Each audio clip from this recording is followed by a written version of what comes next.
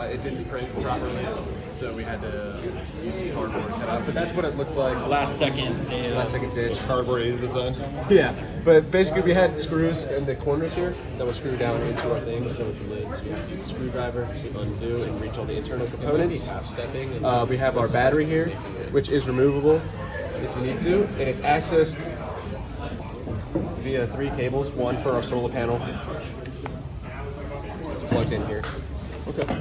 So we can charge it, and you can see that it's charged and on. It's a little rough to see, but it's translucent in there. transparent filament. The next You can see iteration blue lights in just there. like slim down the wall thickness so it's even clearer to see. It's It's It's not on. above the battery. There we go. Now it should be on.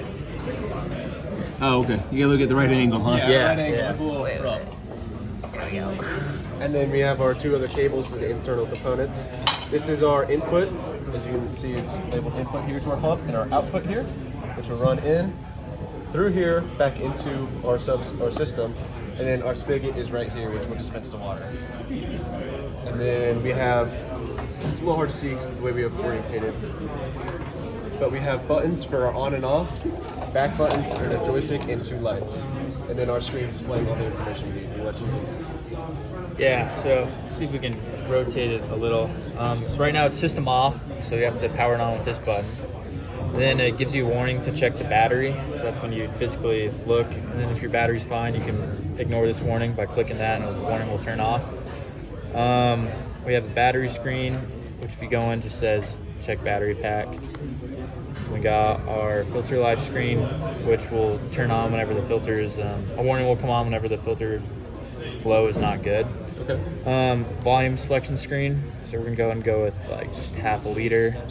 The way it works is basically just increments by 1. Set that, back out of that. That's what I Then we got the pump screen, so just go ahead and turn that on. As you can see, pump turns on. You can track the goes that filter light warning.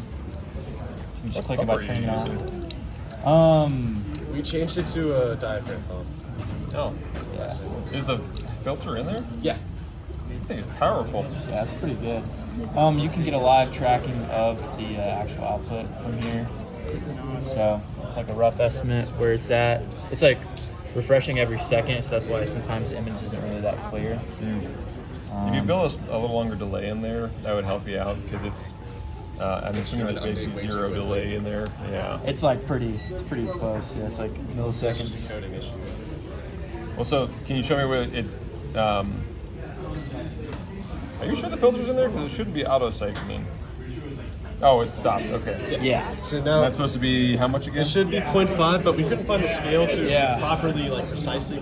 We have complete control over like the calibration. So like if like let's say I said 0.5 and then it was actually like 0.4, all we'd have to change is the calibration factor, and then it could get closer and closer to 0.5. But without the scale, we're kind of just like I can only find the estimating broken where it is. one in there. Just taking crap. That was a lady, right? But yeah, and as you can see, the green light comes on to show that your output has been reached. And it automatically shut off as you saw, and that's How are the buttons and the joystick supposed to be held on? Is there a mount? Yeah, there's going to be a mount underneath it, so it's kind of like there's going to be layers when we do it. So we have one layer where we put the pump and the battery in, and then we're going to put another part, like a little shelf, and then we're going to put our flow sensor, and then there's going to be another shelf where we can put our Arduino buttons and joystick kind of just pressed in. Yeah, the frame would kind of be built into this this lid, but our print failed, so we kind of just had to do a day of solution just for demo purposes today. Okay. So it's going to be pretty easy.